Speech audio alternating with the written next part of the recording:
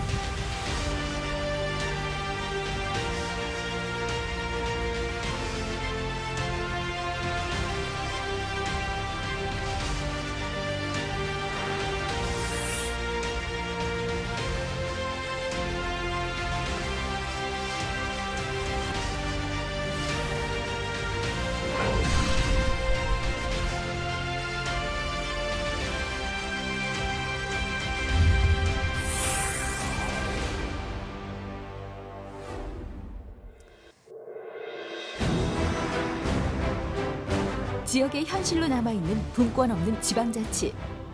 이제는 지역이 중앙으로부터 독립하고 분권의 해답을 찾아야 할 때입니다. 이제 우리가 이야기할 어떻게 지역을 살릴 것인가.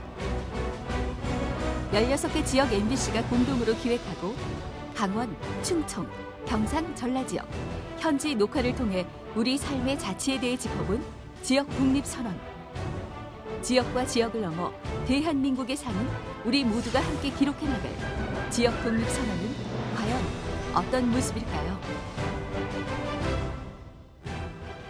일부 학자분들이나 일부 대표들만의 일이 아닌 국민 전체의 일이라는 걸 국민들이 아실 수 있도록 확산되는 그런 계기가 됐으면 좋겠습니다. 이게 민주주의 지방자치, 주민자치를 통해서 행복해져야 될 그 당사자인 우리 시민들이 이런 토론에 적극적으로 참여하고 적극적으로 요구할 때 우리나라 국민들도 행복해진다고 봅니다. 생소한 주제인 것 같다라는 게 벌써 우리가 잘 이 지방자치와 지역 분권에 대해서 잘 모르고 있다는 얘기죠. 제목은 좀 거창합니다. 지역 독립선언이어서. 근데 지방자치제도가 시행된 지 벌써 20년이 흘렀다고 하는데도 의미를 잘 파악하지 못할 뿐만 아니라 왜 그동안 뿌리를 못 내렸는가, 그 진단을 좀 다시 해보고 그럼 어떻게 가야 할 것인가에 대한 전반적인 논의를 이전에는 한 번도 내놓고 고민해 본 적이 별로 없는 것 같아요. 그래서 이번 지역 독립선언이라는 대토론회를 통해서 모든 지역민뿐만 아니라 사실 이 문제는 대한민국의 앞날과도 관계된 문제이니까 함께 고민해 볼 수 있는 그런 시간이 될 것 같아서 저도 함께 참여하게 됐습니다. 지역 독립선언의 첫 발걸음이 지방자치의 상징도시 세종특별자치시에서 시작됐습니다. 진정한 지방자치와 분권은 무엇인가라는 주제로 관련 분야의 전문가들이 참여해 3시간 동안 열띤 분위기를 이어갔는데요.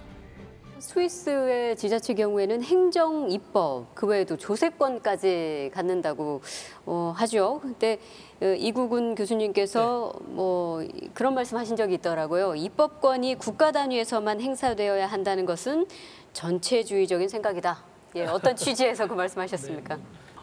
자꾸 헌법 얘기를 하게 됩니다만은 우리나라는 지금 1948년도에 헌법 만든 이래 중앙 행정부의 장관이 만드는 행정명령에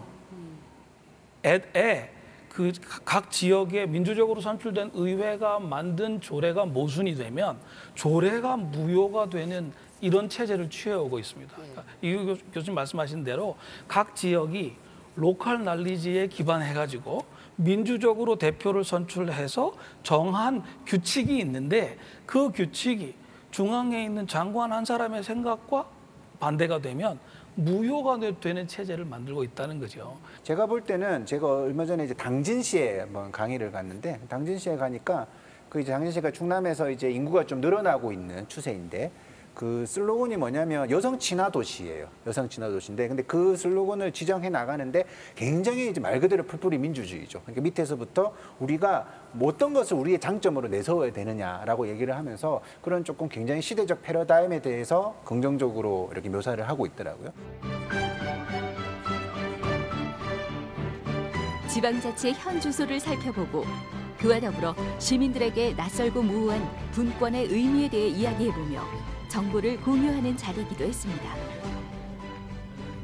자치분권에 관한 정부 정책을 총괄 조정하는 그런 임무를 맡고 있는 저로서는 MBC 시청자분들과 함께 이런 소중한 기회를 갖게 된 것이 너무나 의미가 깊었다고 생각을 합니다. 특히 이번 세미나에서 다루어지는 것이 우리 사회 속에서 자치분권이 왜 태동하게 됐고 그 중요한 이유가 무엇이고 또 국민들이 인식하는 체감된 그런 목소리도 들을 수 있었고 또 특히나 외국 사례처럼 성공 사례들을 서로 얘기할 수 있는 기회를 갖게 되어서 굉장히 의미 있었다고 생각을 합니다.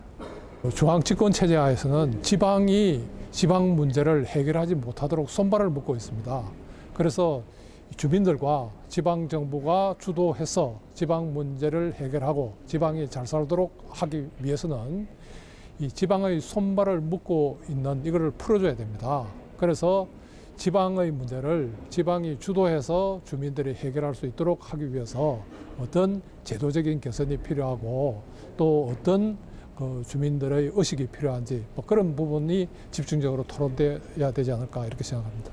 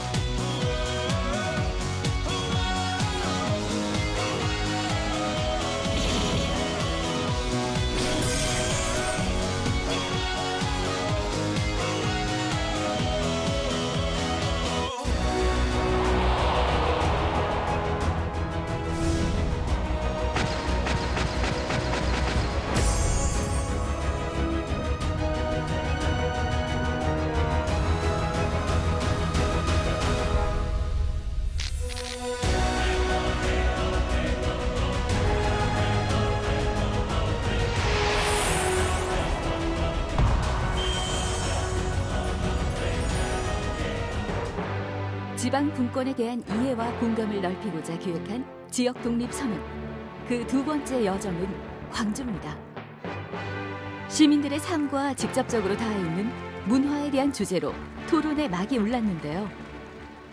우리가 흔히 말하죠. 먹고 살기 바쁜데 문화, 공동체 살리기 이거 아직 와닿지 않는다. 이런 고민은 그 와닿지 않는다는 건 관심이 또 없어진다는 거기 때문에 참여도가 또 떨어질 것이다. 어떻게 생각하십니까? 어떤 분이 답변을 주실까요? 제가 전에 큐슈 관광추진기구에서 작년까지 근무를 했었는데요. 후쿠오카에서 있었어요. 그때 제가 이제 제주올레를 알게 되어서 큐슈올레를 만들고 싶어요. 이렇게 얘기를 한 게 이제 8년 전이에요.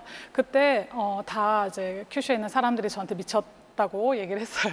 누가 비행기를 타고 큐슈까지 와서 똑같은 질문을 한 거죠. 네, 이렇게 했어요. 그런데 네, 좀 전에 우리가 이제 말씀해 주신 것처럼 좀 전에 나왔던 직접 민주주의 뭐 이런 얘기가 되게 복잡하고 아름다운 얘기처럼 들릴지 모르지만 사실 인류의 역사를 보면 대부분이 변방이 중요하다 이런 얘기 많이 하는 게 더 많은 자유도와 더 많은 자기 선택과 더 그런 곳에서 더 창조적인 것들이 많이 등장했거든요. 사실 지금 세계적으로 가장 주목받는 도시 중에 하나 베를린인데 베를린에 사실은 지금 세계적인 트렌드가 된 많은 것들이 동베를린에서 많이 등장했는데 그게 뭐냐면 동베를린이 많이 비어져 있고 뭐 재생사 오늘도 많이 얘기했지만 뭐 그런 혁신적인 뭐 콘텐츠 이런 게 방치되어 있고 버려진 곳에 많은 예술가들이나 청년들이 들어가면서 자유롭게 작업을 하면서 등장한 것들이 많거든요. 지역의 문화 정책과 해외 사례를 통해 문화 자치가 우리 삶을 어떻게 바꿀 수 있으며 스스로 선택하고 책임지는 자치의 중요성을 다시 한번 생각해보는 자리였습니다. 그러니까 분권이라고 하면 권력구도라는 연상이 바로 드니까 자꾸 이제 옛날 그 지방 수령들 중앙에서 내보내던 거 이제 알아서 뽑는다 여기까지 생각을 했던 거죠. 근데 정작 거기서 그러니까 각 지방 정부의 통치 구조가 아니라 거기서는 주민의 문제에 대한 생각이 더 심각하게 떠오른 거 아니에요. 그 산 고장 내에서 이루어지는 어떤 삶의 그 하나의 그 루틴, 그러니까 삶의 과정이 있겠죠. 그 안에서 의미를 찾고 또 문제의식을 느끼고 그것을 표현해보고 하는 이런 각도로 가는 게 지방 분권에서 추구되는 문화의 요체일 거라고 생각해요. 문재인 정부 들어와서 가장 중요하게 보는 것이 국가 균형 발전과 지방 분권입니다. 자치분권을 확립하는 것이 가장 중요한 건데 수도권 집중을 방지하고 전국이 균형적 발전을 하기 위해서는 분권이 중요합니다. 분권 중에서도 가장 중요한 게 문화자치, 문화분권이죠. 우리 시민의 삶과 직접 관련이 되어 있기 때문에 수도권 인구가 전체적으로 분산이 돼서 정말 이 지역이 골고루 자기 특성을 살려서 발전할 수 있어야 된다고 생각합니다.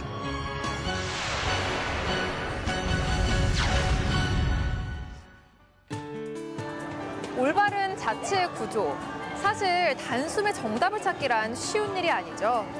그래서 우리는 우리보다 앞서서 지방 분권과 자치를 이뤄낸 유럽 선진국가의 사례를 들면서 우리에게 가장 이상적인 모델을 찾아갈 수 있었습니다. 먼저 주민자치의 살아있는 모델로 꼽히는 스위스입니다. 스위스의 수도 베른입니다. 중세 유럽의 모습을 여전히 보존하고 있는 오래된 도시. 베른 구시가지엔 1902년에 지어진 스위스 연방의회 의사당이 자리하고 있는데요. 연방 국가인 스위스의 탄생 역사를 이곳에서 확인할 수 있습니다. So this is the main entrance here from the House of Parliament, and the first thing you see are the three big stone men. These are the founders swearing about the first founding ceremony 1291, where Switzerland, the Eidgenossenschaft, was founded. 루비 천정엔 26개의 서로 다른 깃발 문양이 스위스 국기를 원형으로 둘러싸고 있죠. 스위스란 나라가 26개의 자치지역으로 이루어진 연방 국가란 점을 상징합니다. Due to the fact that Switzerland is constructed not as, for example, not for as a nation, we are constructed of the cantons. This means every region and every canton is independent, and they have the major tasks, for example, construction, also schools. They are done in the cantons. So also universities, for example. This means the federal level only gives a little bit of the frame framework legislation. But the concrete things and also the investments, the money is put in the regions. 그렇습니다. 스위스는 하나의 국가지만 그 속에는 독립된 자치권을 지닌 26개의 칸톤이 있고요. 칸톤의 권한은 스위스 연방 헌법에 명확히 명시돼 있습니다.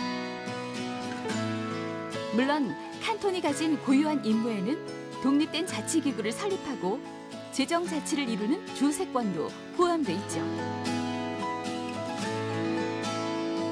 또한 가장 작은 행정단위인 꼬민의 권한은 칸톤의 법률 안에서 보장받습니다. 이처럼 아래에서 위로 향하는 정치 제도, 스위스의 지방자치는 전 세계에서 가장 이상적인 모델로 꼽힙니다. It is due to the long tradition of federalism in Switzerland. I would say it's a question of building the federation.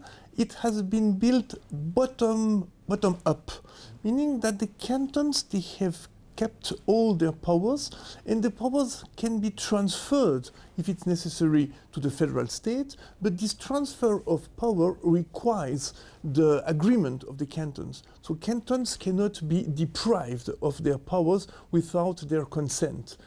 And this situation has allowed for a long and strong preservation of the cantons' identities. 하나의 국가는 지역을 위해 존재하고 이는 다시 더 작은 지역 공동체를 위해 존재한다는 스위스의 지방자치제도. 스위스의 주민들은 지역의 문제를 스스로 결정하고 해결하고 그 비용을 감당하면서 또한 책임지는 것에 익숙합니다. 지역의 주인이 곧 주민이란 사실을 그들 스스로 인지하고 있는 것이죠. The communes are in Switzerland are independent also. We have to respect their autonomy, and also we have to talk about the interests and also what's really concerning. For example, also the big cities like Zurich, Geneva, Basel, and Bern, for example. We also have to talk about the region of the mountains, because there are so small communities and so small communes in the mountain region. They have totally different points of view and totally different interests like a big city like Zurich.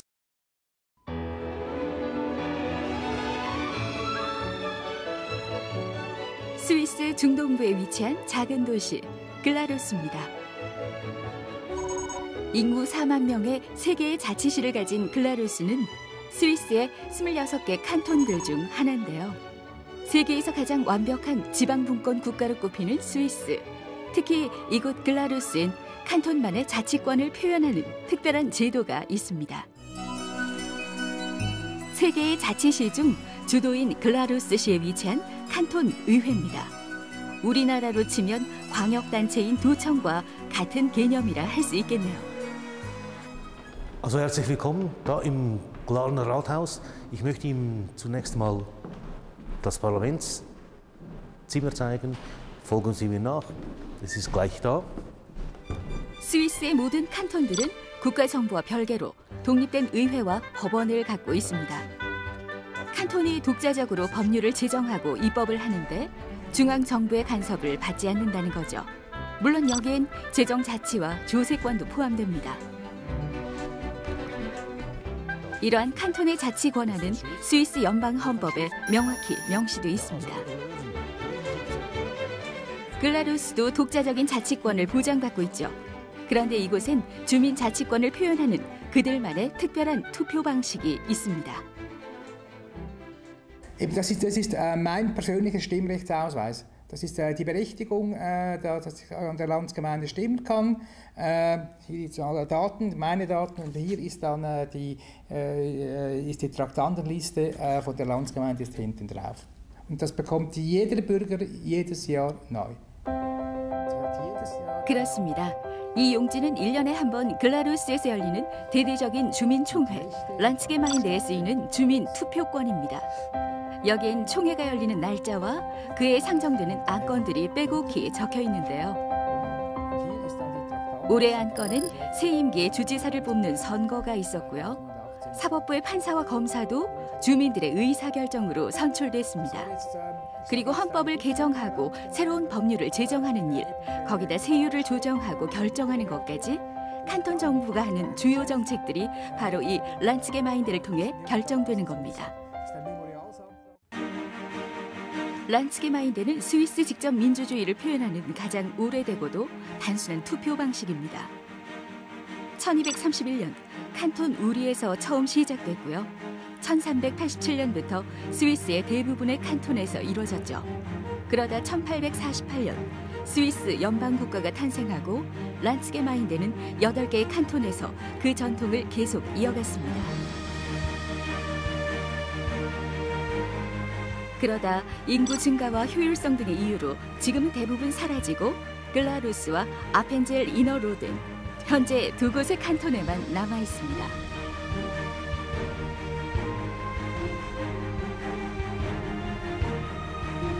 글라루스 중심에 위치한 총회 광장. 이곳이 매년 란츠게마인데가 열리는 장소입니다. Also, wir sind hier auf dem Landsgemeindeplatz hier und das ist natürlich leer und das hat ein großes Oval aus Holz, wo die Stimmbürger stehen und in der Mitte hat es Sitzplätze. Und die Landsgemeinde beginnt mit dem feierlichen Einzug, der kommt von vorne dort, dann marschieren die Behörden ein mit den Ehrengästen und nehmen Platz. Und dann beginnt die Landsgemeinde mit einer Eröffnungsrede des Landemannes und dann werden dann die ordentlichen Geschäfte abgewickelt.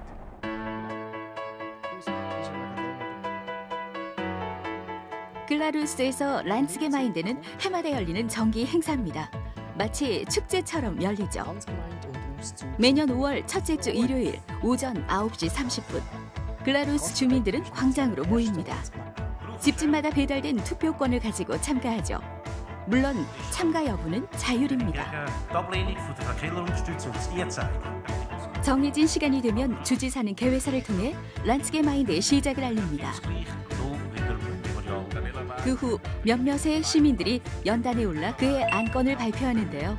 이들은 직접 안건을 만들고 상정한 시민 제안자들입니다.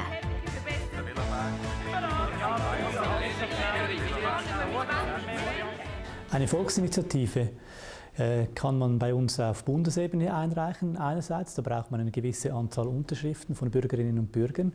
Im Kanton Glarus ist es aber so, dass wir den sogenannten Memorialsantrag kennen. Also da kann ein einziger Bürger oder eine einzige Bürgerin mit einer Unterschrift auf dem Papier eine Volksinitiative im Prinzip einreichen. Und über dieses Anliegen, das der Bürger oder die Bürgerin hat, wird dann an der Landsgemeinde diskutiert. Eine einzelne Person bei uns im Kanton Glarus.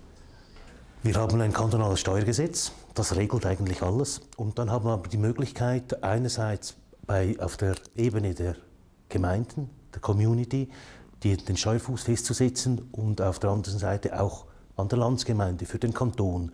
Zusammen gibt das nachher ein Paket und das ist dann je nach Höhe dann angemessen.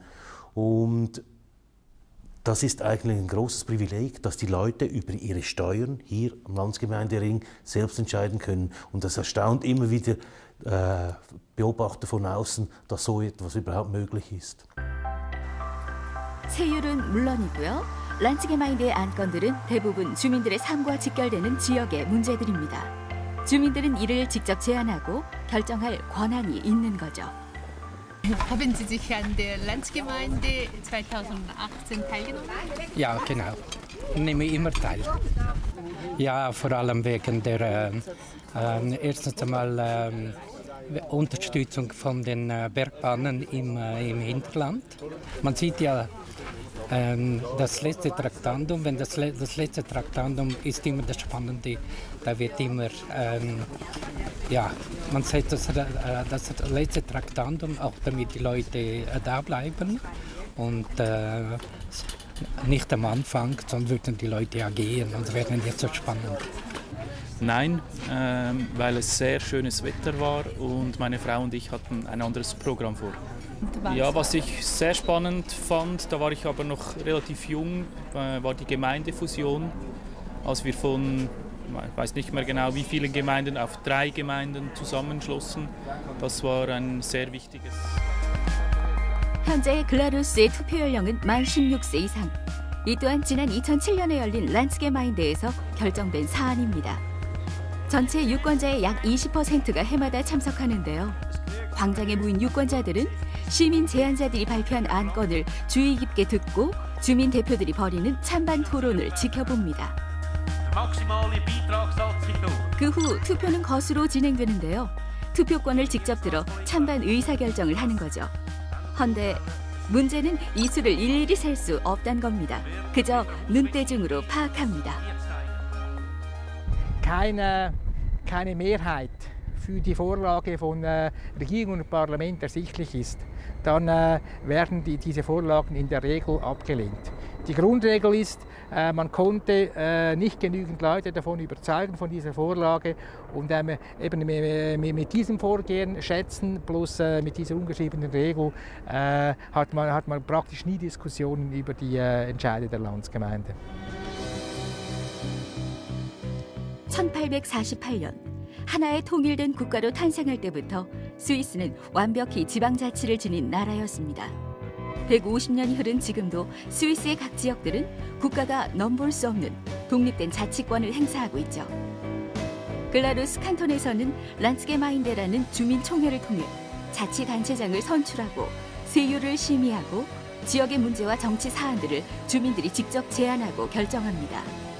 칸톤이라는 지방자치 단위가 독립된 자치권을 보장받고 있기 때문에 가능한 일이죠. 국민이 주인이 되는 나라, 지역이 독자적으로 자치권을 가질 때 진정 이루어지는 것이 아닐까요? Föderalismus zu definieren, aus meiner Warte würde ich es so machen, dass die Staatsgewalt die Aufgaben erfüllt, die am nächsten beim Bürger ist. 스위스 북동부에 위치한 칸톤 취리입니다. 도심을 오가는 트램과 열차, 버스 등 다양한 교통수단을 가진 취리는 26개 칸톤 중에서도 인구가 가장 많은 스위스 제1의 도시입니다. 그리고 기원전 800년경 만들어진 취리 호수는 에메랄드빛 맑은 물과 아름다운 풍광에 하루에도 수많은 시민들이 찾는 명소죠. 특히 호반을 따라 운항하는 증기선과 유람선은 취리 관광객들에게도 인기인데요. 선박 티켓을 구입하기 위해선 선착장에 설치된 티켓 자판기를 이용할 수 있습니다. 하지만 취리에선 모든 대중교통을 이용하는데 티켓 하나면 됩니다. 트램과 버스, 열차는 물론이고요. 취리 호수를 오가는 선박도 교통 티켓 하나로 통용되는 거죠. Und dann kann ich im ganzen Kanton Zürich mit allen Verkehrsmitteln den ganzen Tag während 24 Stunden fahren. Im Zug, im Tram, im Bus und natürlich auch mit dem Schiff. Das ist das Gute und das wurde auch lange beworben. Es gab diesen bekannten Werbespruch, ich bin auch ein Schiff. Und dann sah man ein Tram auf dem See und umgekehrt. Und das ist in den Köpfen der Bevölkerung verwurzelt, weil ein Ticket für alles gilt. Und es sehr außergewöhnlich wäre, wenn man ein zusätzliches Ticket braucht. Weil in anderen 그렇습니다. 교통티켓은 곧 하나라는 취리의 오랜 전통이 깨진 건데요. 2016년 말 취리 칸톤 의회에서 재정난을 이유로 선박 할증료를 부과한다는 정책을 내놓았죠. 취리 시민들은 선박을 이용하기 위해서 교통티켓에 별도로 5프랑의 선박 할증 티켓을 하나 더 사야 했습니다. 이 정책은 곧 시민들의 반발을 불러왔고 정책을 반대하던 몇몇의 정부 의원들과 시민들이 모여 국민 발안제를 통해 법률 개정을 시도했습니다. 이러한 움직임은 지역 언론을 통해 취리 시민들에게 낱낱이 전달됐고요. 6개월을 기약한 서명운동은 단 2개월여 만에 선박 할증료 폐지라는 목적을 이루게 됩니다.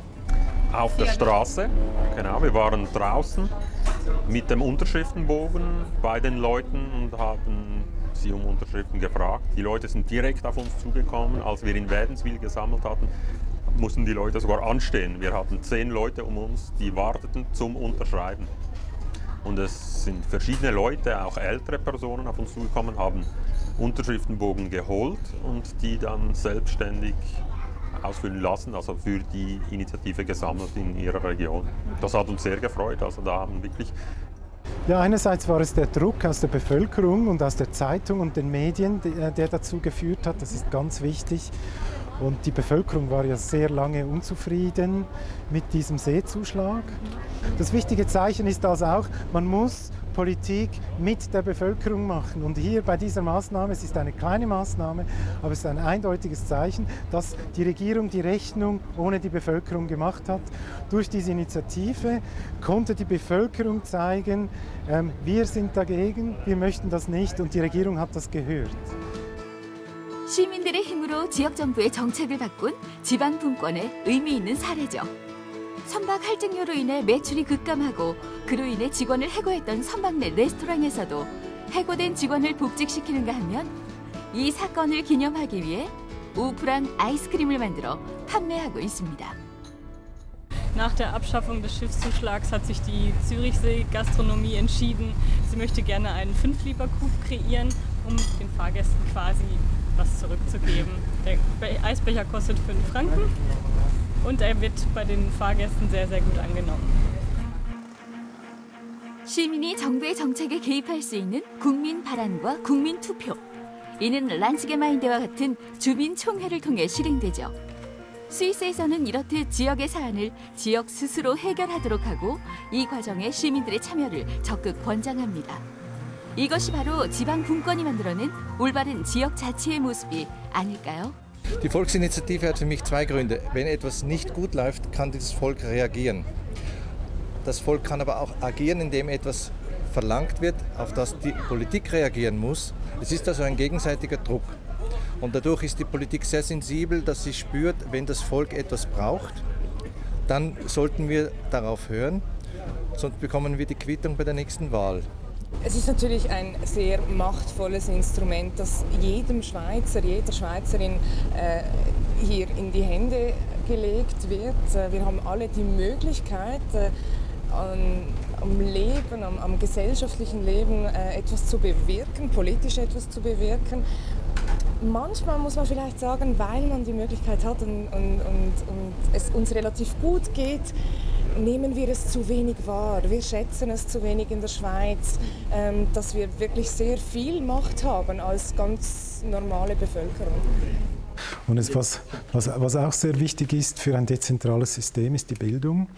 Also es braucht eine politische Kultur, die in diesem dezentralen System auch funktioniert. Das heißt, es kann nicht nur durch eine Verfassung und durch Staatsformen kann dieses dezentrale System funktionieren, sondern es braucht eine Kultur, die den Kindern bereits mitgegeben wird, in den Klassen, im Schulunterricht. Und es braucht eine politische Diskussionskultur, die dieses dezentrale System ständig stützt. 알프스 융프라우로 가는 길목. 인구 만여 명이 채 되지 않는 작은 도시 스위스 인터라켄. 이곳엔 1912년에 문을 연 아주 특별한 공연장이 있다. 1차 세계대전과 2차 세계대전 당시를 제외하고 106년째 단 하나의 연극만을 무대에 올리고 있는 공연장이다. 연극의 주인공은 14세기 스위스 민주화 운동의 불꽃을 틔운 인물 빌헬름 텔이다.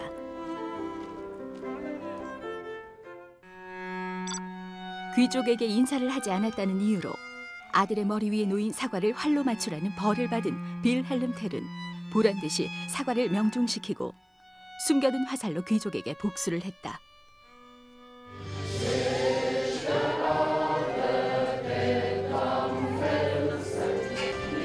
이 사건은 스위스인들의 자유와 민주주의에 대한 열망에 불을 지폈고 스위스가 민주주의 국가로 발전할 수 있었던 결정적 계기가 됐다.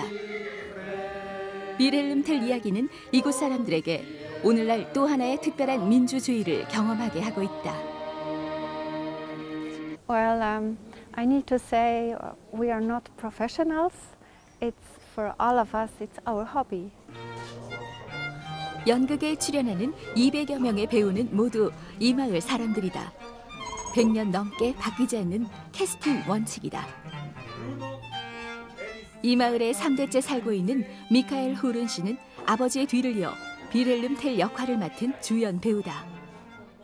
In 1980, My father used to be William Tell, and I was his son in the play.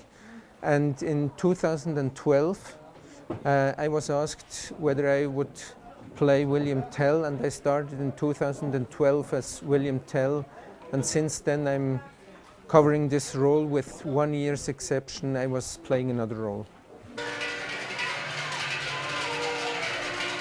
1912년 한 고등학교 교사의 아이디어로 시작된 연극은 매년 3만여 명의 관람객을 몰고 오는 이 마을 최고의 문화 콘텐츠다.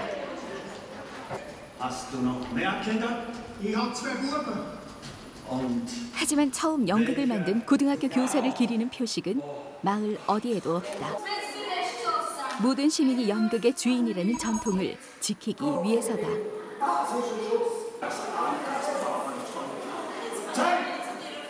Freizeitaktivität anbietet, ist so organisiert, dass die Mitglieder im Verein sich einbringen dürfen und sie dürfen auch ihre Stimme abgeben, sie dürfen Leute in den Vorstand wählen und darüber befinden, was die Aktivitäten des Vereins sein sollen im Verlaufe des Jahres. Und deshalb denke ich schon, dass es Parallelen gibt, auch in unserem Verein zur direkten Demokratie der Schweiz. Das ist so, ja. Ich möchte 주연과 조연, 감독과 스텝 모두에게 동등한 한 표가 주어진다. 연극 운영에 관한 모든 원칙은 이곳의 배우들과 스텝, 나아가 마을 주민들 누구나 관여할 수 있다. 다른 사람에게 자신의 권리를 이임하지 않고 스스로 통치하는 직접 민주주의 시스템이다. 100년 넘게 흔들리지 않는 문화 공동체, 과연 우리에게도 가능한 미래일까?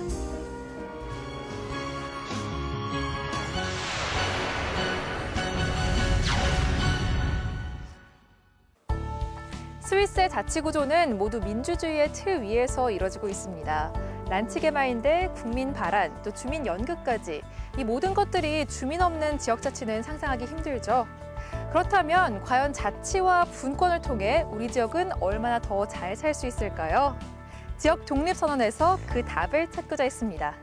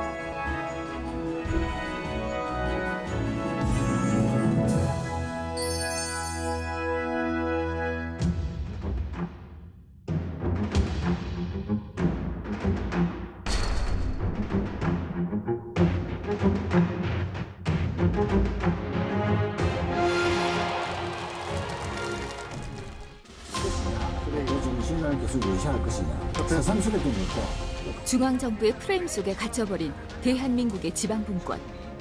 정치, 문화, 경제까지 수도권에 집중돼 있는 현실을 바꾸기 위한 지역 독립 선언의 노력이 부산에서 이어졌는데요. 지역도 수도권처럼 살기 좋은 곳이 되기 위해선 중앙정부가 지자체의 특성에 맞게 재정권을 적절히 양도해야 한다는 목소리가 높았습니다. 함부르크시의 지금의 어떤 발전의 이면에는 여러 가지 위기가 있었는데 이 위기를 보장된 지방분권, 보장된 재정분권, 또 항만의 소유권 이런 것이 시정부에 있었기 때문에 이런 위기를 극복할 수 있었다. 이 지방분권에 대한 많은 염려들이 있는 것으로 압니다. 근데 지방분권이 이야기가 되고 마침내 이렇게 실천의 대장정에 이르게 된 것은 지금까지 우리나라가 중앙집권 체제로 여기까지 왔다. 그래서 성과도 냈다. 하지만 새로운 시대는 중앙집권으로 갈 수 없다. 중앙집권으로 정부가 이리 가라 저리 가라 해서 대기업 중심으로 해서 모방해가면서 할 수 없다. 이게 지방자치제라는 것을 갖다 우리가 잘못 생각하면 중앙에서 지방의 권력을 나눠준다라고 하는데 그런 권력의 양도 개념이 들어가야 되거든요. 근데 이런 권력은 양도 불가한 개념이죠. 왜냐하면 양도라는 권력은 우리 국민 혹은 시민으로부터 어떤 정부에게 양도되는 거지 하나의 정부가 다른 정부에게 양도하라는 거는 권력 분립 개념이 아니죠. 우리는 권력 분립이란 개념을 꼭 뭐로만 생각하냐면 입법, 사법, 행정으로만 생각을 해요. 근데 권력 분립은 두 가지 권력 분립 개념이 있는 거예요. 하나는 이건 다르게 표현하면 수평적 권력 분립이죠. 입사, 행으로 나누는 것은. 근데 이거는 수직적 권력 분립이에요. 중앙과 지방은. 하지만 이 수직이란 말이 붙었다고 해서 그것이 위아래 개념이 아닌 거예요. 똑같은 권력 분립의 개념이에요. 우리 시민이 권력을 중앙정부 혹은 지방정부에게 어떻게 양도하냐는 거죠. 이 권력은 지방정부에 양도하는 거고 이 권력은 중앙정부에 양도하는 거죠.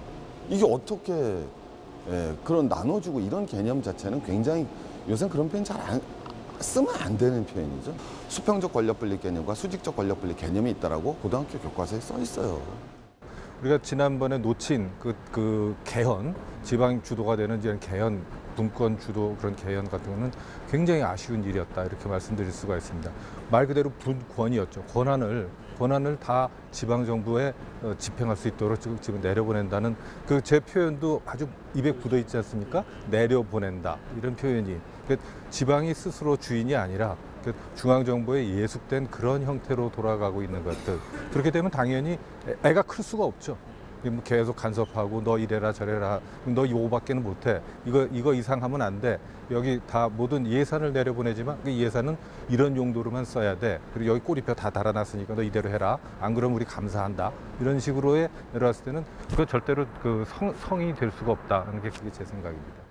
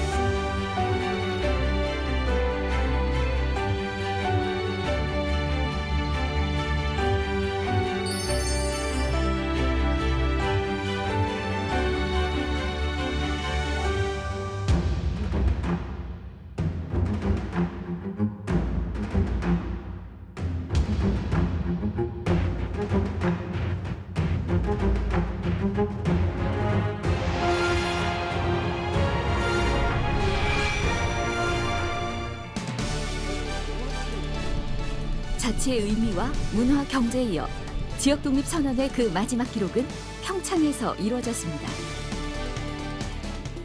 온전한 지방 분권을 이루지 못한 상황에서 국가의 백년대계인 교육 역시 지방 분권이 필요한 상황.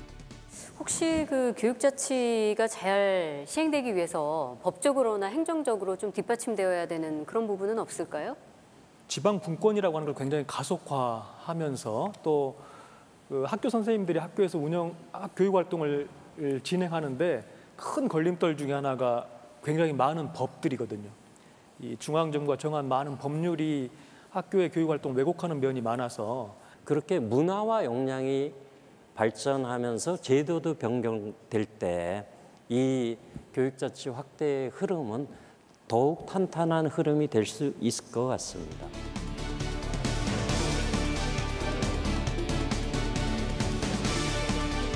교사와 학생이 교육의 주체가 되고 지역의 특수성을 고려한 자율적인 교육 정책이 미래의 대한민국을 발전시킬 백년 대계임을 다시 한번 생각할 수 있는 자리였습니다. 저는 뭐 현장의 이야기를 그대로 가감없이 그대로 전달해드리고 현장의 의견을 들어야 된다라는 입장을 많이 얘기할 것 같습니다. 아무래도 이 재정, 교육 재정 그리고 또 교육 과정 이것에 대한 이양이 돼야 되는데 이 두 가지가 중앙으로 집중되어 있는 것 같아요. 이걸 좀 개선하자고 얘기하려고 합니다. 그러니까 이제 지방분권이라고 하는 것이 중앙정부가 가진 걸 지방자치단체에 그냥 넘기는 게 아니라 전면적으로 하방을 한다는 뜻이에요. 그래서 저 정부가 쥐고 있던 권한들을 이 교육 현장에 있는 학생 그리고 교사들 개개인이 가지게 해서 그들로부터 이제 창의성을 이끌어내자. 이게 이제 지방자치, 지방교육의 교육의 지방분권의 핵심적인 가치라고 볼 수 있는 거죠. 그러니까 4차 산업혁명 때문에 이제 창의적 인재 필요하다는 얘기는 다들 하잖아요. 그러면 창의적 인재는 어떻게 만들어지죠? 학생과 교사 개개인에게 자유를 줄 때 창의적 인재가 만들어지는 거란 말이에요. 무엇을 어떻게 가르칠지, 또 무엇을 배울지를 결정할 수 있는 권한과 자유를 교육 현장으로 줘야 되는 거죠. 그러니까 결국 중앙정부가 가진 것을 지자체가 가진 것을 학교와 교사, 학생에게 전면적으로 하방하는 과정이 필요한 거죠.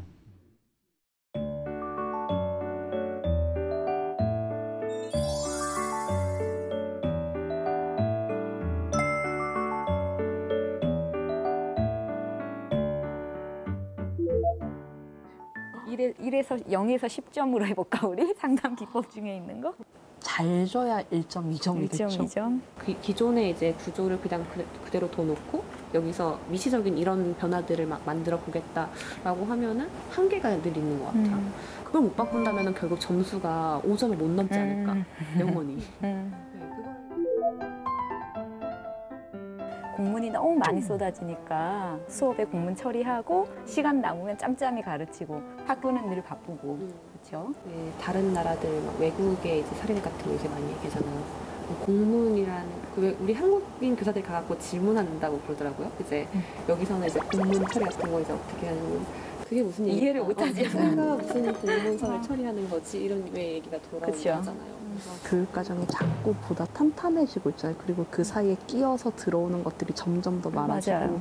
그래서 업무 정상화가 분명 학교에서 되고 있음에도 그게 피부로 잘 느껴지지 않는 게 뭐 수업하다 보면 여러 가지 그러니까 시도교육청 그게 평가의 내용이 되는 무슨 독도 교육을 몇 시간 했느냐, 통일 교육을 몇 시간 했느냐 이런 실정 요구를 하는 이런 공문들 이런 거에서 또 학교가 자유로울 수 없고 계속 했는 자녀들이 그런 식으로 확인하잖아요. 그러니까 다 이제 거기에 이제 맞춰갖고 그러면 자꾸 페이퍼를 작성을 해야 되는 거잖아요. 내가 이걸 했다. 교육 활동은 없고 페이퍼 워크만 계속 만들어내고. 근데 지금 이제 예전보다 교사들이 모여서 같이 생각을 나누고 목소리를 낼 수 있고 그런 분위기는 뭐 교원학습 공동체나 이런 제도를 통해서 됐다면 이제 그거를 지원해주는 행정적인 부분이라거나 아니면 예산이라거나 아니면 지원하는 체계라거나 이런 것들이 이제 같이 따라와야 그게 좀 이렇게 올라갈 수 있을 것 같은데 이런 것들을 우리도 소화를 하느라고 되게 안 해도 되는 이런 행사, 학교 행사, 무슨 체험학습 이걸 갑자기 또 나가야 되고 이럴 때 힘들죠. 그렇죠. 사실 100대 교육과정이란 말도 웃긴 거잖아요. 상황과 아이들 이제 수준에 맞춰서 우리가 끊임없이 변경하고 이제 계획하고 아이들이랑 같이 숨 맞춰서 가야 되는데 100대 교육과정 이름을 붙여놓고 아이들을 여기에 끼워 맞춰야 되고. 뭐 교육과정 재구성 그런 쪽으로 교사의 전문성을 발휘를 해라라는 주문은 계속 들어오는데 교사가 현장에서 무언가를 만들어내는 창조자의 입장이 아니라 위에서부터 차근차근 내려오는 거를 집행하는 가장 말단에 있는 그런 사람이 되어버린 이런 느낌? 제시된 성취 기준을 사실은 되게 부담이 그러니까 그게 그냥 정말 사실 성취 기준 자체가 되게 많아갖고 부담이 됐는데 올해 유난히 더 이 부분이 되게 어렵고 이 부분 더 챙겨야 되고 이런 게 내 눈에 보여도 자꾸 이거를 해야 된다는 그 생각이 그렇죠. 드니까. 주어진 것을. 네. 왜 이렇게 보여지는 거, 행사, 활동 이런 것들을 자꾸 요구를 하죠? 브랜드, 막 이름 만들어야 되고 이런 거. 1년이 바쁜데 뭘 했는지 잘 모르겠어. 소진데 1년이 지나면. 제가 아이들과 더 소통할 수 있는 권한들이 많아지고 네, 그렇게 된다면 아이들한테 저도 질문을 더 하겠죠. 너 정말 뭐 배우고 싶니? 그러면 저도 아이들의 이야기를 이제 듣는 전문가로 성장할 수 있는 것 같아요. 교사들이 목소리를 냈을 때, 학생들이 목소리를 냈을 때, 그리고 이제 그 주변에 어른들이 목소리를 냈을 때 그것들이 정말 전달이 되고 그게 이제 실제로 반영되는 그 구조가 탄탄해지는 거 그게 교육자치가 아닐까 싶어요. 교육의 본질을 찾아갈 수 있도록 교사가 학생 한 명 한 명의 성장을 보살필 수 있는 그 바탕이 마련되는 것이 교육자치라고 생각합니다. 지역의 발전은 지역 스스로 이뤄내는 것이고 문화도 스스로 만들어 나가는 것이죠. 이 지방 분권은 단순히 권력을 나누고자 하는 게 아니라 자율과 책임을 바탕으로 지역의 자생력을 강화하고자 하는 것입니다. 현재 그 논리를 바탕으로 가장 성공적인 지방 분권 모델로 꼽히는 게 바로 프랑스입니다. 프랑스의 수도 파리. 이곳엔 프랑스 혁명의 상징으로 여겨지는 기념탑이 있습니다. 절대 왕정 체제였던 프랑스는 1830년 7월 자유와 평등을 위해 싸운 민중들과 나폴레옹에 의해 새롭게 바뀌게 되는데요. 이후 프랑스는 나폴레옹 시대로 대변되는 권력의 중앙 집권화가 오랫동안 이어진 탓에 1990년대로 들어서 수도 파리로 과도한 인구가 몰리게 됩니다. 그 후 이러한 수도권 집중이 지역을 사막화시킨다는 비판을 낳았고 지방 분권의 물꼬를 트게 된 결정적인 역할을 하게 되죠. Alors, d'abord, la décentralisation en France s'est réalisée en 3 grandes étapes.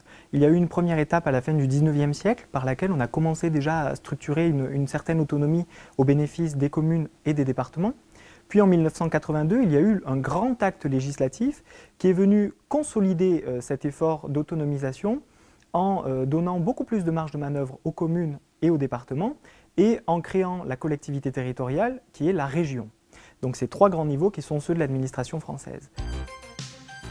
수도권, 지방 구분할 것 없이 모두가 동등한 지위를 갖게 된 프랑스 지방 분권 정책. 이는 프랑스 개정 헌법의 영향이 절대적이었습니다. 지난 2003년에 개정된 헌법 제1조 1항을 보면 프랑스 시민은 법 앞에 평등함을 보장하며 지방 분권 국가임을 명시해 놓고 있습니다. Alors la révision de 2003 a, par son envergure, sa quantité, été extrêmement importante. Du point de vue qualitatif, elle a d'abord modifié l'article 1er de la Constitution qui contient en France les grands principes qui structurent l'État et en tout cas les principes autour desquels la démocratie française s'agence, en indiquant que l'organisation de la République en France est décentralisée. C'est là un acquis symbolique très fort pour la décentralisation. 프랑스 파리에서 남동쪽으로 약 400km 떨어진 도시 리옹. 이곳은 20세기 중반까지 실업자와 빈집으로 가득했습니다. 그러다 1980년대 이후 리옹은 극적인 변화를 맞이하게 되는데요. 그 배경에는 프랑스의 지방분권 개혁으로 탄생한 강력한 지방 조직이 있었습니다. En premier lieu, en 1983. Ensuite, ce que nous vivons, nous, ce sont les activités déjà décentralisées. Mais il nous faut nous organiser ces activités décentralisées. Ça veut dire qu'il y a un double phénomène. c'est qu'il faut continuer à les décentraliser jusque dans les communes, mais il faut aussi en même temps regrouper des activités, parce qu'il vaut mieux qu'elles soient toutes ensemble quand on s'occupe des voiries. 그렇게 2010년 메트로폴이라는 조직 체계가 구축됐고 경제 개발부터 주거 정책, 상하수 관리까지 지역의 다양한 문제를 중앙 정부로부터 일임받아 처리하고 있습니다. Mais c'est toujours la vague de décentraliser et de se rapprocher des territoires et de se rapprocher des régions, des métropoles et des communes. Donc ça, c'est un vaste mouvement. Alors à l'intérieur de ça, ça permet de faire émerger des grands projets, des grandes infrastructures. À Lyon, il y a Confluence, mais il y a aussi l'aménagement des berges du Rhône. Il y a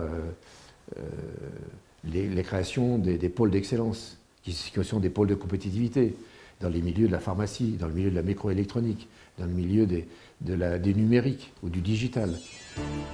리옹의 콩플리앙스는 과거 프랑스 실크 산업의 중심지였습니다. 하지만 19세기 산업혁명 이후 도시를 떠받치던 실크 산업이 몰락하자 실업자와 빈집이 늘어나기 시작했는데요. 더는 내버려 둘 수 없었던 리옹이 해결의 동력으로 삼은 건 바로 지방 분권. Le changement de statut, notamment le passage en métropole, nous a donné plus de capacité, plus de visibilité aussi, ça c'est un point important, parce qu'on est le seul territoire en France à bénéficier de ce statut particulier. Il n'y en a pas d'autres sur d'autres territoires en France. 지방 분권의 힘으로 자체적으로 개발과 재생을 추진할 수 있게 된 리옹은 자신들의 비전을 담은 개발 기본 계획을 마련했습니다. 이후 슬럼가의 이미지를 없애는 노력 끝에 콩플리앙스는 유네스코 창조 도시에 선정됐는데요. 더 나아가 민간 기업과 합작한 도심 정비 회사를 만들어 주민을 위한 공간과 녹지를 만들었습니다. Alors maintenant, sur votre question pour les activités, pour les différentes missions de cette métropole, d'abord il faut retenir un point très important. Cette métropole a été créée pour une priorité qui est l'économie et l'emploi. C'est la priorité. C'est le développement économique d'un ensemble et avec l'emploi. C'est déterminant. 지방 분권을 통해 강력한 조직을 만든 리옹은 2000년대 초반부터 지역을 대표할 경쟁 거점 산업을 육성하기 시작했습니다. 리옹 바이오폴이라는 혁신지구를 만들어 기업과 연구기관, 대학을 대거 유치한 건데요. 그 결과 사노피 파스테르와 같은 세계적인 제약회사들이 리옹에 본사를 두게 됐습니다. CTI 바이오텍도 회사를 런던에서 리옹으로 이전했는데요. 기업 입장에서 리옹 바이오폴은 어떤 장점을 가진 곳일까요?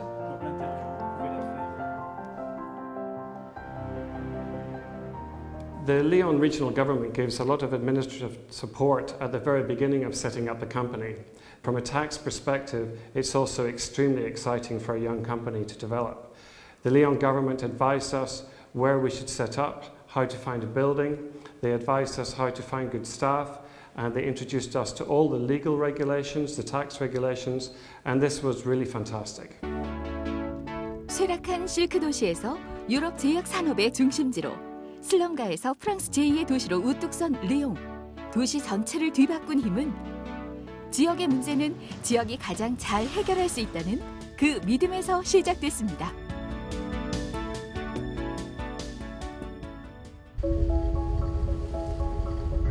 지중해 햇살이 따사로운 프랑스 남부의 항구 도시 마르세유.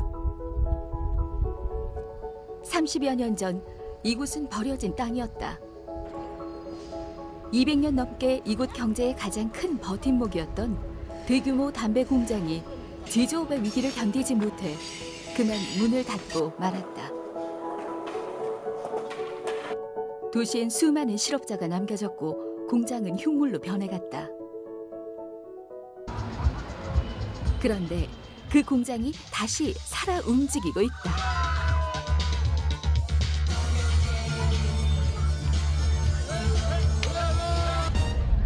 매일 아침 7시부터 밤 11시까지 누구에게나 열려있는 문으로 연간 120만 명에 달하는 사람들이 오고 간다.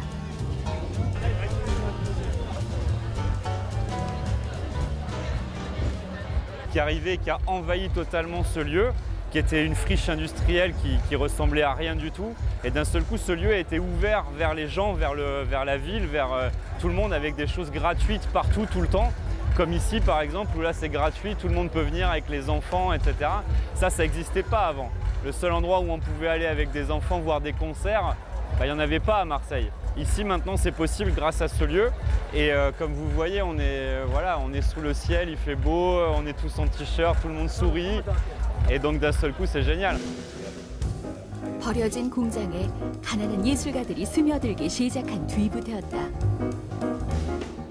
음악과 미술, 각종 퍼포먼스 작가들이 이곳을 작업 공간이자 전시 공간으로 활용했고 헤어는 이 도시의 가장 거대한 창작 공간이 됐다. 이제 이곳에선 매년 600회 이상의 문화 행사가 펼쳐지고 180개국의 국제 교류 프로젝트가 진행된다.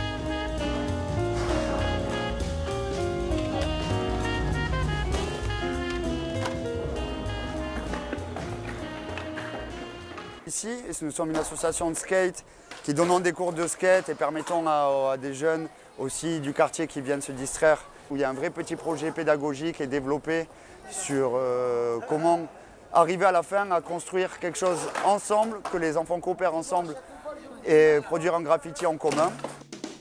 2013년 유럽연합이 매년 도시 한 곳을 선정해 5천만 파운드, 우리 돈 650여억 원을 지원하는 유럽 문화수도 사업에 마르세유가 선정될 수 있었던 결정적 이유 또한 이곳 프리시라벨드메였다. 버려진 기차역을 재활용한 오르세 미술관을 앞세운 파리. 수명을 다한 화력발전소를 되살려낸 테이트 모던 미술관의 성공을 등에 업은 영국 런던과의 경쟁에서 승리한 예상 밖의 놀라운 결과였다. 마르세유, 프리시라벨드메. 이곳엔 파리의 오르세 미술관과 런던 테이트 모던 미술관보다 뛰어난 특별한 경험과 철학이 있다. La friche est un endroit de discussion, de dialogue, de co-construction. Donc bien sûr, nous travaillons beaucoup avec nos habitants, les habitants de la Marseille et naturellement les habitants du quartier pour penser ensemble les aménagements que nous faisons. Parce qu'il est important que la population puisse s'emparer. 이곳 정책의 중요한 결정권자는 바로 시민이다. 시민들의 의견을 조율하는 전담 부서를 따로 두고 있을 만큼 시민들의 의견은 그냥 지나칠 수 없는 하나의 권력으로 작동한다. Donc, lorsque en 1990, nous commençons cette aventure, c'est bien la ville, c'est bien le politique, c'est bien l'élu, c'est bien celui qui a été désigné par les citoyens qui prend cette initiative.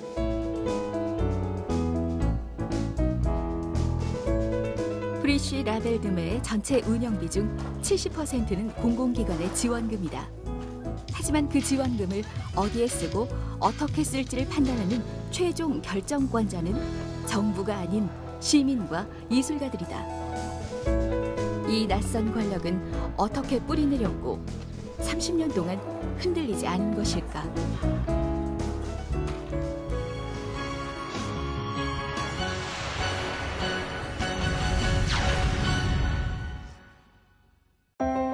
지역의 문제는 지역이 가장 잘 해결할 수 있다. 프랑스가 지방분권 개헌을 하면서 내건 이 하나의 슬로건 안에 프랑스 지방분권 개헌의 의미와 이유가 모두 잘 담겨 있습니다. 아주 오래전부터 지역의 문제를 스스로 해결하고 또 경제 자립까지 이끈 완벽한 지방분권 모델을 갖춘 나라가 있는데요. 유럽 최대 경제 강국 독일입니다. 인구 170만여 명의 독일 함부르크. 이 지역은 독일 전체에서 1인당 주민소득 1위를 자랑하는 부자 도시인데요. 그 비결은 바로 함부르크 항에 있습니다. 항만 생산량이 지역 내 생산의 13.5%를 차지할 정도로 항만은 함부르크의 핵심 산업인데요.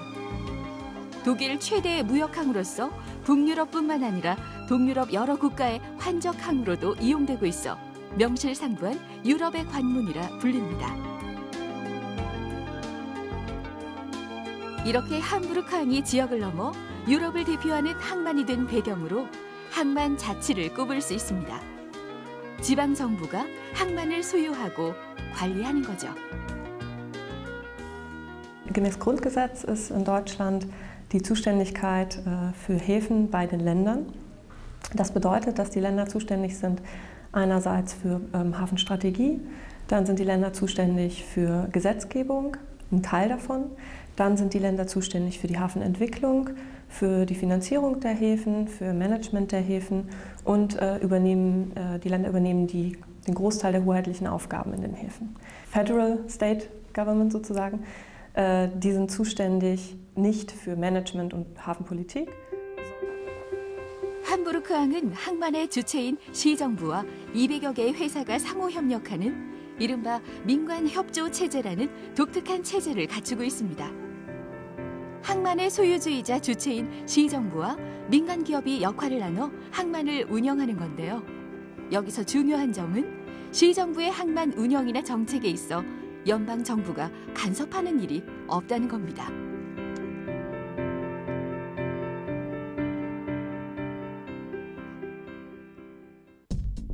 그저 국가적인 차원에서 항만 정책에 대해 시정부와 협의하고 조정하는 기능에 그치죠. Ein Vorteil ist sicherlich das Thema Hafenentwicklung. Hafenentwicklung ist sehr eng verknüpft mit Hafeninvestitionen. Da tritt der Bund an seine Grenzen, da er selber nicht als Hafenbesitzer, also er hat keine Ländereien, auf denen Häfen liegen, oder zumindest keine kommerziellen Häfen und auch nicht als Terminal Operator auftritt. Das bedeutet, dass in puncto Hafeninvestitionen die Kompetenz für Entwicklung und auch für Erweiterung von Häfen ganz klar bei den Ländern liegt. 독일은 주정부별로 자치 재정권을 행사하는 동시에 수평적 지방 조정 제도를 적극적으로 활용해 지역별 균형 발전을 이루고 있는데요. 부유한 주정부가 가난한 주정부의 재정을 지원해 지방 정부 간 재정력 격차를 줄이는 거죠. Im deutschen Grundgesetz gibt es eine Vorschrift, in der es dort heißt, dass die Steuern so verteilt werden müssen, dass sie für gleichwertige Lebensverhältnisse in allen Regionen Deutschlands sorgen.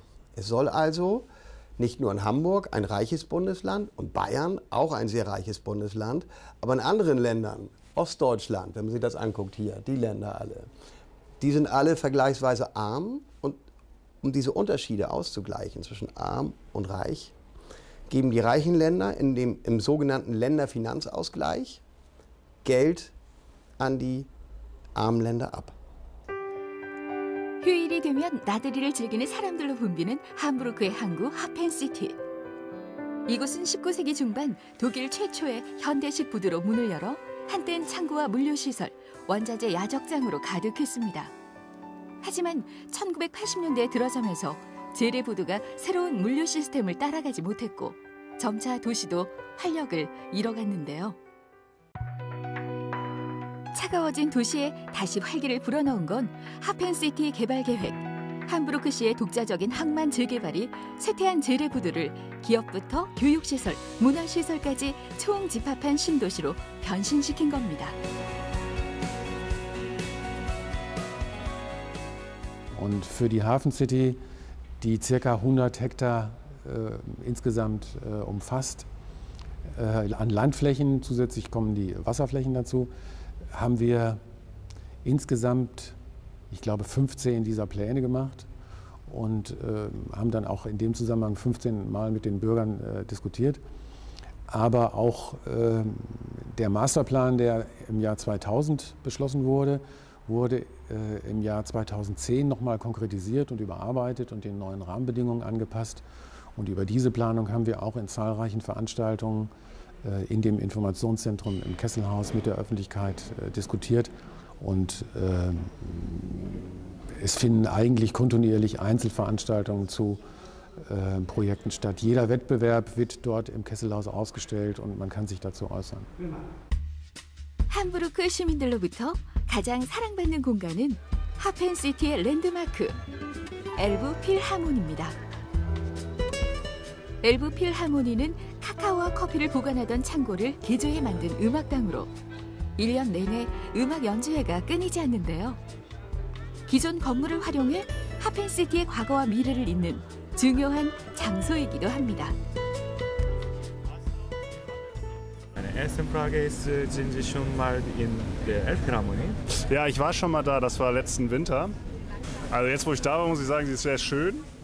Die Elbphilharmonie gebaut wurde, gab es sehr viel Kritik und es war auch wirklich ein kontroverses Thema, aber ich glaube jetzt, wo es fertig ist, ist es schon insgesamt eher eine positive Aufnahme, ist mein Eindruck. Gute Stadt ist das Stichwort. Es muss lebenswert sein, es muss für Bewohner, aber auch Besucher und eigentlich auch für jeden Hamburger muss es halt eine lebenswerte Stadt sein. Und da kommt es eben auf die Qualität an und nicht auf das, was Hamburg damit verdient. Dementsprechend sind wir als Unternehmen dafür zuständig, dass diese gesamte Entwicklung qualitativ hochwertig vonstatten geht, dass die Grundstücke verkauft werden, aber dass wir eben halt auch sicherstellen, dass die Investoren und die Bauherren auch gute Stadt bauen. Und dementsprechend haben wir starke Eingriffsmöglichkeiten und steuern den gesamten Prozess.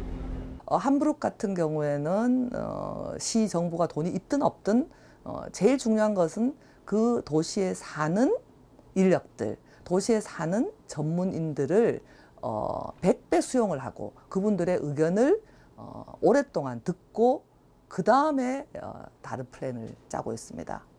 중요한 거는 그렇다고 해서 그 도시에 있는 건축가들을 쓰는 것이 아니라 도시에 있는 전문가들과 도시에 있는 와이즈맨들의 의견을 충분히 취합하고 나서 나중에는 경쟁 상태로 들어갑니다. 그러니까 하펜시티 프로젝트도 함부르크에 있는 건축가 회사가 그 선정이 된 것이 아니라 키스 재단이라고 네덜란드 재단에서 네덜란드 건축가에서 됐거든요. 그래서 그 사전 작업을 우리 한국보다는 훨씬 더 오랫동안 하는 것 같습니다. 시들어가던 재래부두가 신도시로 변하기까지 그 중심에는 책임감을 가지고 정책을 만들어 나가는 지방 정부와 주체로서 자신의 목소리를 내는 시민들이 있었습니다. 위기를 기회로 바꾼 원동력은 바로 여기에 있지 않을까요? 독일은 16개의 주로 이루어진 연방 국가입니다. 1989년 통일을 이룬 독일은 각주의 교육 제도를 정비하고 주별로 독자적인 학교법을 만들었습니다. 교육에 관한 입법과 행정의 권한을 모두 주정부에 두고 연방정부는 특별 정책이나 한시적인 프로그램에만 관여토록 권한을 제한하고 있죠. 6살에 초등학교를 입학해 약 10년 이상의 의무 교육을 받는 독일. 이곳 김나지움은 초등학교를 졸업 후 진학하는 중등 교육기관인데요. 우리나라로 치면 인문계 고등학교, 대학 진학을 목표로 하죠. 김나지움을 포함한 모든 학교는 주의회에서 정한 학교법을 따르지만 학교들은 또 저마다의 자치권을 인정받고 있습니다. Also wir haben den Schulverein Carolinum e.V., in dem sind Lehrer, Eltern, Schüler, ehemalige Schüler, viele Studenten. Und dieser Schulverein hat einen Vorstand. Alle arbeiten ehrenamtlich in diesem Vorstand. Unser Schulleiter, Herr Tesch, gehört auch dem Vorstand an. Und dieser Schulverein unterstützt viele Projekte, wie zum Beispiel unser Projekt Catering Carolinum, Space Camp, unser Lego-Team, das ja schon sehr erfolgreich war, und auch Projekte, die von jüngeren Schülern immer mal wieder eingereicht werden und die eben ein bisschen Geld benötigen. 학교 자체적으로 재정 운용은 물론 교육 내용에서도 자유로운데요. Hallo, ich bin Moritz und ich bin Teamcoach im Lego-Team Caro Aces. 의무 교육기관에 해당하는 독일의 초중등학교는 대부분 국공립으로 무상교육입니다. 학비는 물론 교재비도 거의 들지 않죠. 모든 국민이 평생 동안 공평한 교육의 기회를 갖도록 하는 것이 교육 목표인 독일. 이에 따라 학생들은 기본적인 교과목 외에도 인성, 직업, 정치에 대한 다양한 교육의 기회를 모두 학교에서 제공받습니다.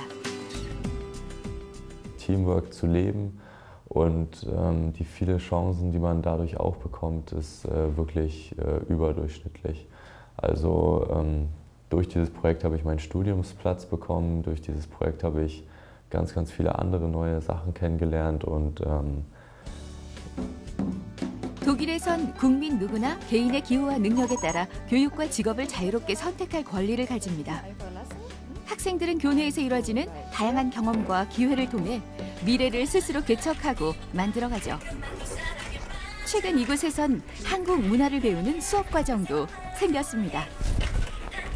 Ich bis jetzt Englisch und Latein lerne und eine Zeit lang auch Spanisch gelernt habe, aber ich wollte mehr in den asiatischen Raum gehen. Und dann habe ich halt so geguckt, welche Sprachen gehen würden. Und dann habe ich mich schlussendlich für Koreanisch entschieden, weil mich auch die Kultur sehr interessiert. Und deswegen ist das jetzt Koreanisch geworden. 위에서 아래로 향하는 획일화된 교육 방식이 아닌 학생들 개개인의 기호와 능력을 살리도록 학교의 자율성을 보장하고 있는 독일의 교육 자치. 하지만 이는 자칫 학교나 지역 간의 교육 수준의 격차를 만들어내기도 합니다. 독일에선 이 점을 보완하기 위해 주정부 간의 교육 문화에 대한 의견을 상호 조율하고 조정하는 협력 기구를 만들었죠. Die Bundesrepublik Deutschland ist ja ein föderaler Staat und insofern ist es so aufgeteilt, dass im Großen und Ganzen für die Bildungspolitik die Länder zuständig sind und damit die Zuständigkeit am Ende vergleichbar sein kann. In Deutschland hat man alle 16 Bundesländer koordiniert in der Kultusministerkonferenz.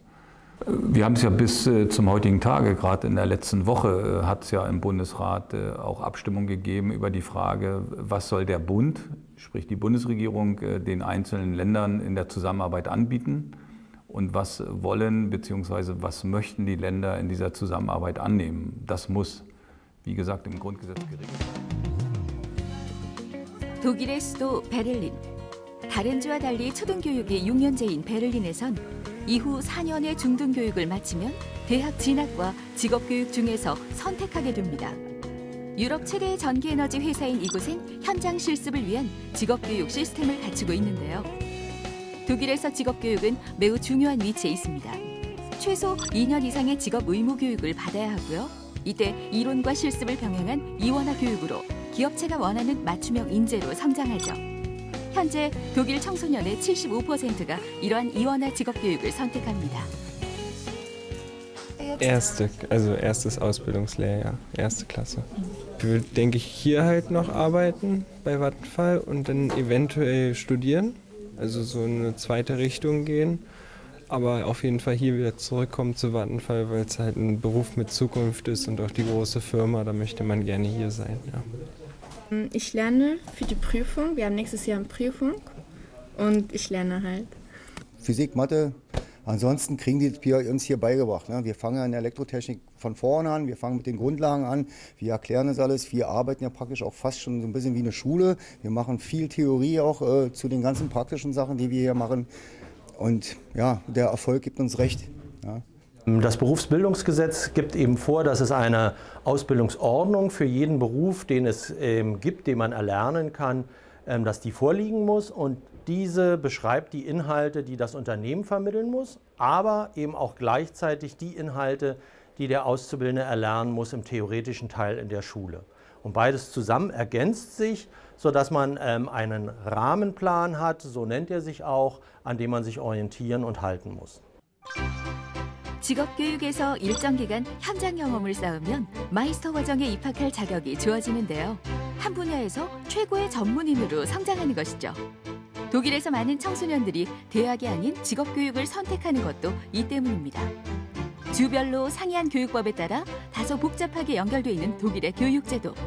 이는 모두 개인의 능력에 따라 교육의 기회를 제공하려는 독일만의 교육 자치가 아닐까요?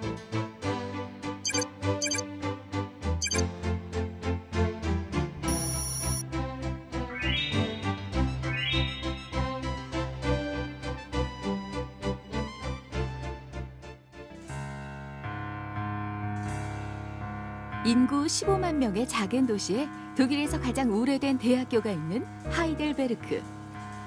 독일엔 약 300개의 대학교가 있는데요. 대학 진학률은 30% 남짓. 대학 입학을 위해 무한 경쟁과 입시 전쟁을 치르지도 않습니다. 그럼에도 600년 이상의 전통을 자랑하는 우수한 대학들이 지역 곳곳에 분포돼 있죠.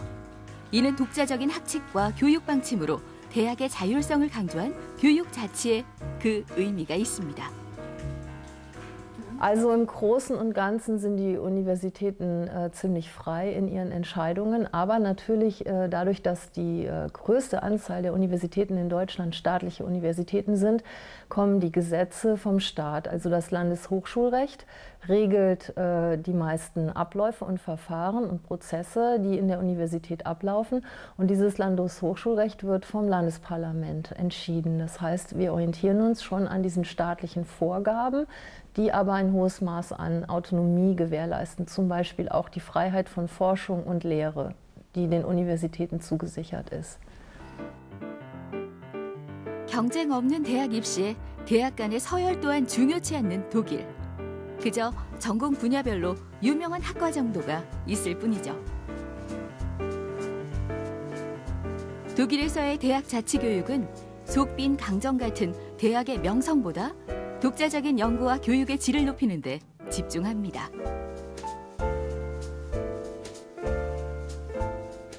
Ich bin niemand, der in Großstädten leben will. Ja. Also Berlin und München oder Hamburg sind mir zu groß. Heidelberg ist klein, beschaulich und hat ein tolles architektonisches Erbe. Ist Gott sei Dank vom Krieg verschont geblieben und deswegen habe ich mich für Heidelberg entschieden.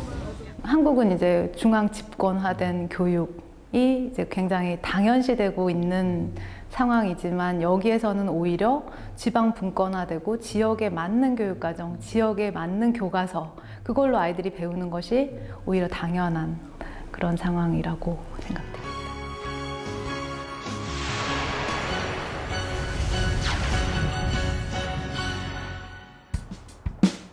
우리가 우리 지역 안에서 무엇을 할 수 있을까? 우리가 스스로 선택할 수 있는 그 자유, 그 근본적인 권리를 찾는 것부터가 진정한 지방분권의 시작이 아닐까요? 16개 지역 MBC 공동기획 지역 독립선언. 지역의 생존과 국가의 발전을 위한 지역의 독립을 응원합니다.